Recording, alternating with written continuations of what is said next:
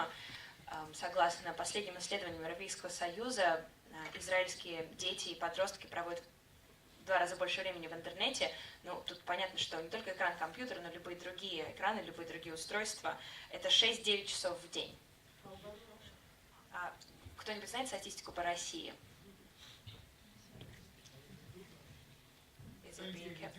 В России создана Лига безопасности интернета и очень много инициатив, занимающихся родительским контролем. Однако все эти инициативы направлены на ограничение доступа, на блокировку доступа к сайтам, а не на ограничение нахождения детей в компьютерах. Well, in Russia there is the Internet Security League, and there are a lot of initiatives for parental control, but those focus mainly on blocking certain websites and certain topics, as opposed to somehow trying to limit the time that the kids are being exposed to the internet. Вопросы из зала, 2 вопроса из зала. А вот там немножко такая была подмена понятий, хакеры, и на самом деле это было про геймеров. Это первый вопрос, почему так? И бывают ли не геймеры, интернет-зависимые люди?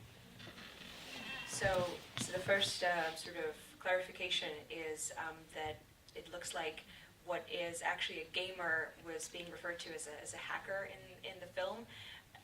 Is there a reason, specific reason for this sort of swap? And then are there people with internet addictions who are not gamers? We met in this camp, I mean, all of them were gamers,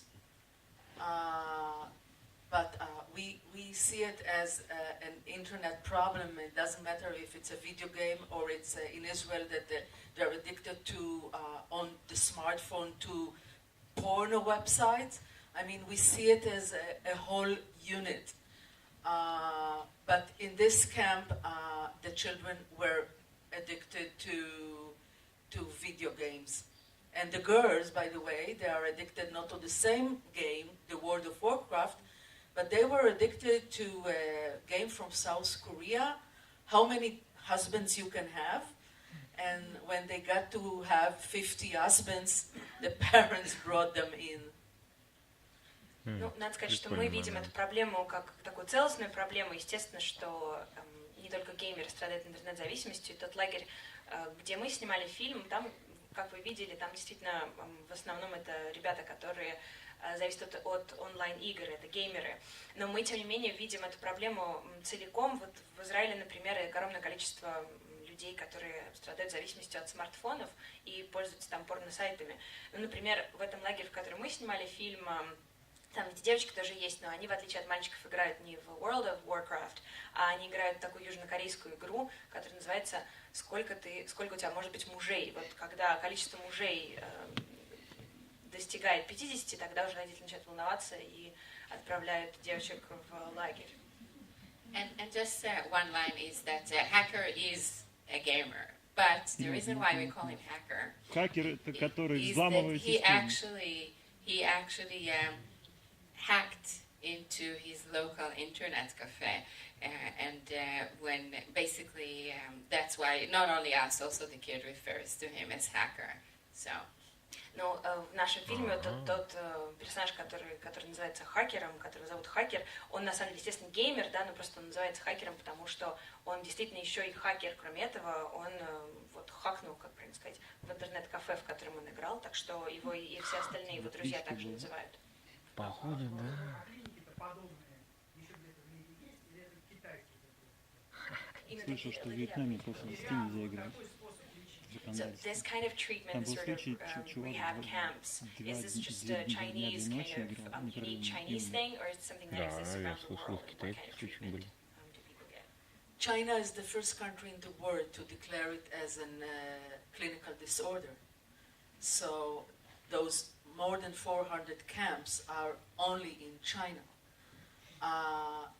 The internet addiction didn't come in yet to the DSM in the US. It's only as an appendix. So in the US, you don't have centers like this. We know about one, but it's totally different from what you saw. But also, like, it's like a little house with that people are coming in for therapies. So this kind of therapy is like a method that Professor Tao believes in. According to what we know, in Europe and in the US, there are no centers like this.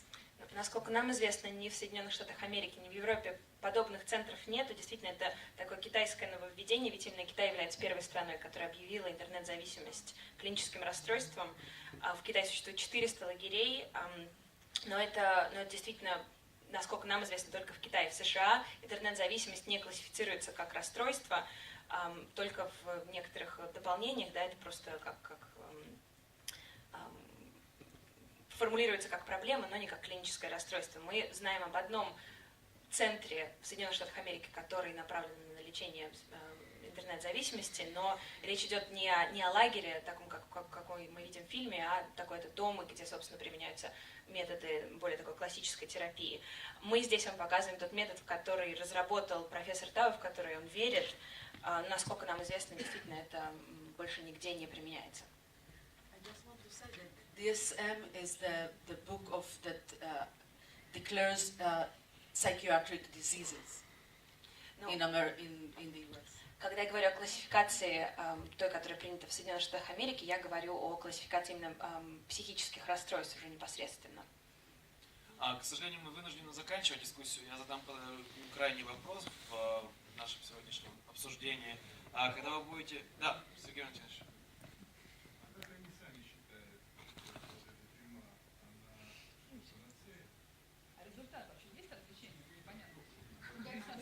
So to combine the two questions, do you consider this prison the right kind of medicine? Is it something that cures it? Are there results? So, first of all, obviously this kind of treatment won't work, for example, in Israel or in the US and in the Western world. But Professor Tao claims 70% success. We don't really know how we measure it. I mean, he says that he follows them for a year. We don't have any other data beyond what he informed us. The other thing we can tell you is that we're in touch with the kids. So a hacker, for example, is now studying in the university. Hope went to the US. His parents divorced and his mom living there, and he is now in the US working. Nikki had some issues. He was keep changing schools, but he's also in school. But that's what we know. Ну, надо сказать, что профессор Тао нас уверяет в том, что 70% излечивается или 70% успешность этого проекта, но он, собственно, следит за выпускниками лагеря в течение 1 года. Мы, кроме этой информации, никакой другой информации не обладаем. Естественно, что такой метод лечения ни в Израиле, ни в США, вообще нигде на Западе, пожалуй, невозможен. Но при этом, при всем, надо сказать, что мы на связи с нашими героями. Хакер, мы знаем, учится в университете. Надежда работает в Соединенных Штатах Америки, родители развелись, мама сейчас живет в США. У Ники были проблемы, то есть там было не все так просто, и он переходил из одной школы в другую, но, по крайней мере, сейчас вот он в школе. То есть вот у нас такая есть информация. I want to say that as a filmmaker, I mean, it's not for me to judge if it works or it doesn't. But I think that you understood that the idea to come and make a film in this place and to explore the method of treatment, it means what we think.